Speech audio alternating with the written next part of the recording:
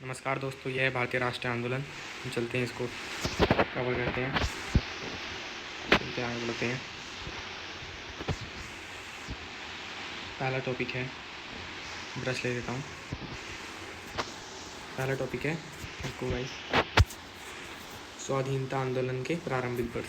पहला क्वेश्चन, 28 दिसंबर 1885 को भारतीय राष्ट्रीय कांग्रेस की स्थापना गोकुलदास तेजपाल संस्कृत स्कूल के परिसर में खालिस्तान में हुई थी। तो इसका सही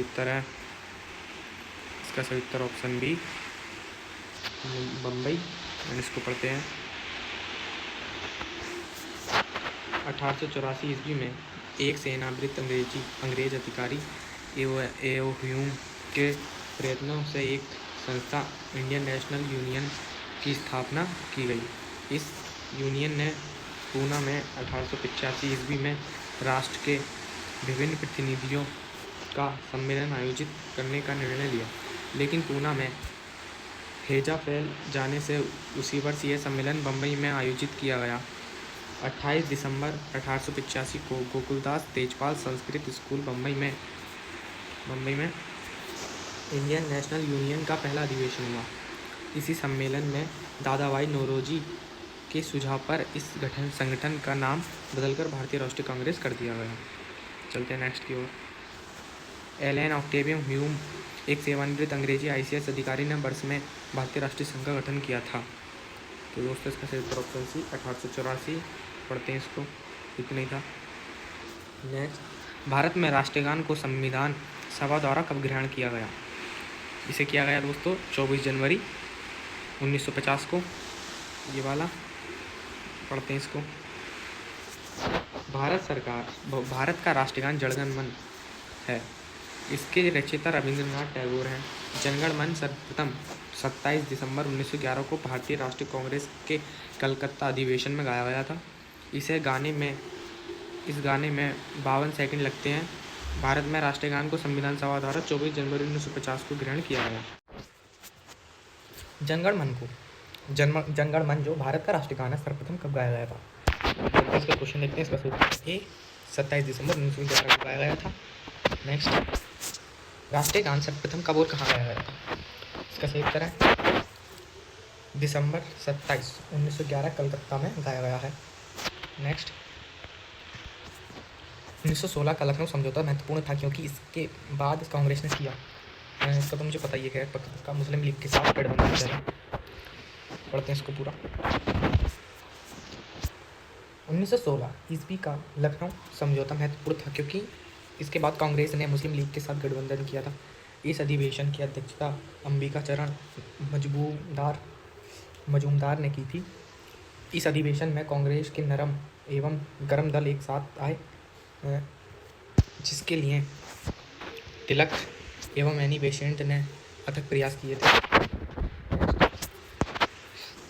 दिसंबर 1916 में दोनों पक्षों के संयुक्त सत्र में संधि भारतीय राष्ट्रीय कांग्रेस और मुस्लिम लीग के बीच एक समझौता हुआ लखनऊ में।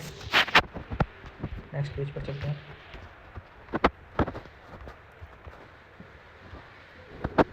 तो क्वेश्चन है, महात्मा गांधी द्वारा भारतीय राष्ट्रीय कांग्रेस के कितने अधिवेशनों का सभापतित्व किया गया? तो दोस्तों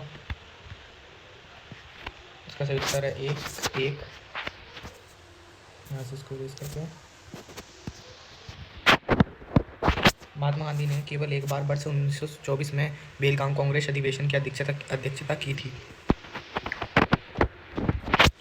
महात्मा गांधी ने भारतीय राष्ट्रीय कांग्रेस के निम्नलिखित सत्रों में से किसकी अध्यक्षता की थी? सी, बेलगाम। नेक्स्ट, महात्मा गांधी भारतीय राष्ट्रीय कांग्रेस के अध्यक्ष किस वर्ष बने? 1924 में बने। नेक्स्ट, सुभाष चंद्र बोस वर्ष में कांग्रेस पार्टी के अध्यक्ष बने थे? 1938 में। इसको पढ़ते हैं। सुभाष चंद्र बोस वर्ष 1938 में हरिपुरा कांग्रेस अधिवेशन में कांग्रेस पार्टी के अध्यक्ष बने थे। वर्ष 1939 के त्रिपुरी अधिवेशन में भी वह कांग्रेस के अध्यक्ष चुने गए थे, लेकिन कुछ मतभेदों के चलते उन्होंने अध्यक्ष पद से इस्तीफा दे दिया था। जब सुभाष चंद्र बोस ने भारतीय राष्ट्रीय कांग्रेस के अध्यक्ष पद से इस्तीफा दिया तो इस पद का प्रस्ताव किसे दिया गया? डॉक्टर राजेंद्र प्रसाद को। चलते हैं नेक्स्ट।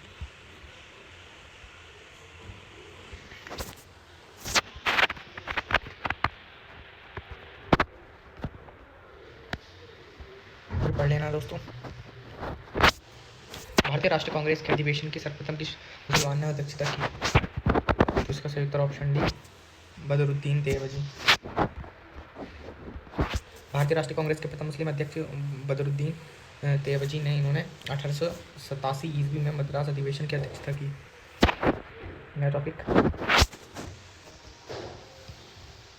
स्वदेशी तथा सविनय अभिज्ञा आंदोलन महात्मा गांधी तथा अन्य नेताओं की भूमिका। पहला क्वेश्चन, अंग्रेजों से आज़ादी के लिए लड़ रहे भारतीयों द्वारा उठाई गई शपथ की वह सिर्फ भारतीय निर्मित सामानों विशेष रूप से कपड़े का उपयोग करेंगे को आंदोलन कहा जाता है। इसका सही उत्तर है ऑप्शन सी, स्वदेशी आंदोलन। नेक्स्ट, इसको पढ़ते हैं पूरा। स्वदेशी आंदोलन की रणनीति में ब्रिटिश उत्पादों का बहिष्कार और घरेलू उत्पादों और अन्य प्रक्रिया का पुनरुत्थान शामिल था। इस रणनीति का लक्ष्य ब्रिटेन में बने माल का बहिष्कार करना तथा भारत में बने माल का अधिकाधिक प्रयोग करके साम्राज्यवादी ब्रिटेन को आर्थिक हानि पहुंचाना था। यह आंदोलन वर्ष 1905 में प्रारंभ हुआ था। चलते नेक्स्ट की ओर। ब्रिटिश भारत सरकार ने बंगाल के विभाजन को लागू करने के निर्णय की घोषणा कब की थी? चलो पढ़ते हैं दोस्तों।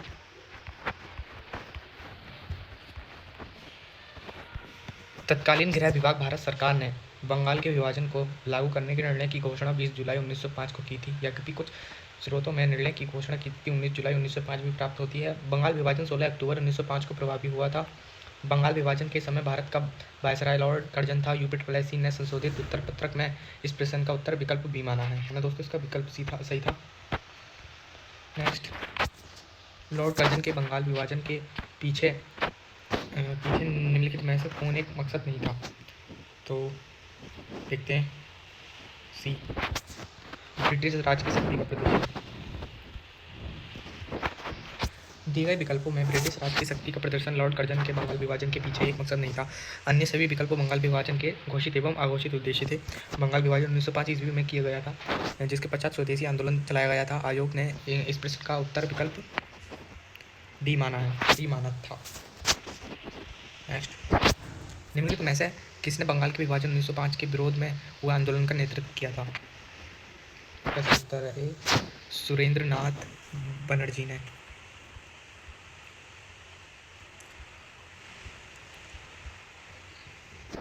बंगाल विभाजन के विरोध में हुए प्रारंभिक आंदोलन का नेतृत्व सुरेंद्र नाथ बनर्जी ने किया था। 20 जुलाई 1905 को बंगाल विभाजन के निर्णय की घोषणा की गई। 7 अगस्त 1905 को कलकत्ता के टाउन हॉल में एक हुई ऐतिहासिक बैठक में स्वदेशी आंदोलन की घोषणा की गई। 16 अक्टूबर 1905 को बंगाल विभाजन प्रभावी हुआ। इस दिन को पूरे बंगाल में शोक दिवस के रूप में मनाया गया। वर्ष 1911 में दिल्ली दरबार में बंगाल विभाजन को निरस्त करने की घोषणा की गई। नेक्स्ट, गांधी जी ने जून 1904 में डरबन के बाहर बस्ती नामक एक समुदाय क्रियाशील मठ की स्थापना की। इसका सही ऑप्शन डी, फिनिक्स। को पढ़ते हैं।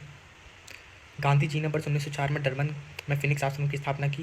फिनिक्स महात्मा गांधी द्वारा स्थापित प्रथम आश्रम था। गांधी जी ने दक्षिण अफ्रीका में 1894 ईस्वी नटाल इंडियन कांग्रेस की स्थापना की थी। नेक्स्ट क्वेश्चन, महात्मा गांधी भाप से चलने वाले जहाज SS सफारी द्वारा दक्षिण अफ्रीका के पहुंचे थे। कहाँ पहुंचे थे? सी, डरबन पहुंचे थे। गांधी 24 वर्ष की उम्र में 1893 ईस्वी में एक गुजराती व्यापारी दादा अब्दुल्ला का मुकदमा लड़ने के लिए भाप से चलने वाले जहाज SS सफारी द्वारा दक्षिण अफ्रीका के डरबन गए थे। महात्मा गांधी दक्षिण अफ्रीका में किस वर्ष में पहुंचे थे? इसका सही उत्तर ऑप्शन ए, 1893 ऊपरी पढ़ना। नेक्स्ट, रंगभेद के कारण महात्मा गांधी को किस वर्ष दक्षिण अफ्रीका के पीटर मरिट्जबर्ग रेलवे स्टेशन में प्रथम श्रेणी के रेल डिब्बे से सामान सहित बाहर फेंक दिया गया था? इसका सही उत्तर ऑप्शन डी, 1893। महात्मा गांधी 1893 ईस्वी में दक्षिण अफ्रीका गए थे। डरबन में एक सप्ताह रुकने के बाद वह प्रिटोरिया के लिए रवाना हुए। यात्रा के दौरान रास्ते में उन्हें अपमानित किया गया और फिर और पीटरमरिट्सबर्ग रेलवे स्टेशन पर रंगभेद के कारण प्रथम श्रेणी के रेल डिब्बे से सामान सहित बाहर फेंक दिया गया था। नेक्स्ट, महात्मा गांधी ने सत्याग्रह सभा की स्थापना में की थी। इसका सूत्र ऑप्शन सी फरवरी 1919 में की थी। चलते हैं नेक्स्ट। महात्मा गांधी ने अपनी निम्न पुस्तकों में से किसमें ब्रिटिश पार्लियामेंट को बांझ और वेश्या कहा है? इसका सही उत्तर ऑप्शन सी हिंदू स्वराज में। चलते हैं नेक्स्ट की ओर।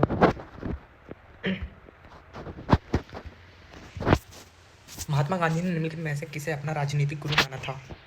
गोपाल कृष्ण गोखले को माना था दोस्तों, गोपाल कृष्ण गोखले को पढ़ते हैं। महात्मा गांधी गोपाल कृष्ण गोखले को अपना राजनीतिक गुरु मानते थे। महात्मा गांधी ने गोखले माई पॉलिटिकल गुरु पुस्तक लिखी।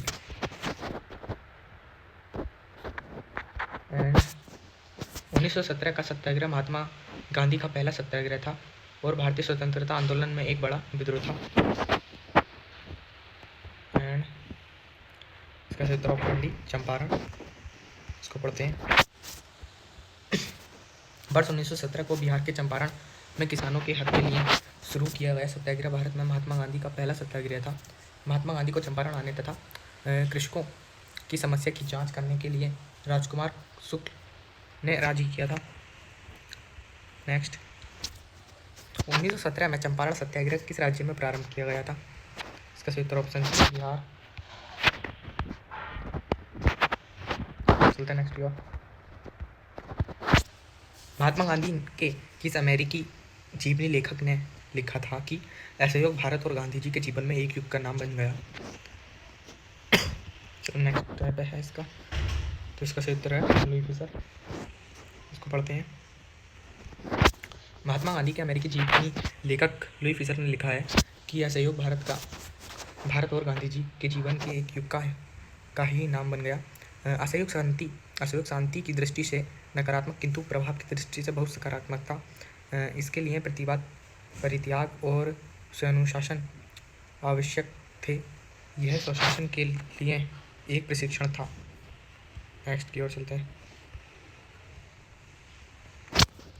महात्मा गांधी ने भारत में की स्थापना की सिफारिश की जहां लोग सरल जीवन एवं उच्च सोच के आदर्श का अनुसरण करते हैं। का सही उत्तर ऑप्शन डी आदर्श गाँव। आदर्श से ही आदर्श गाँव बन जाएगा दोस्तों। महात्मा गांधी ने भारत में आदर्श गांव की स्थापना की सिफारिश की जहां पर लोग सरल जीवन एवं उच्च सोच के आदर्श का अनुसरण कर सकें। नेक्स्ट, महात्मा गांधी के साथ निम्न मुसलमानों में से किसने बाल गंगाधर तिलक की अर्थी उठाई थी? इसका सही उत्तर है शौकत अली। पढ़ते हैं। बाल गंगाधर तिलक की मृत्यु 1 अगस्त 1920 को हुई थी।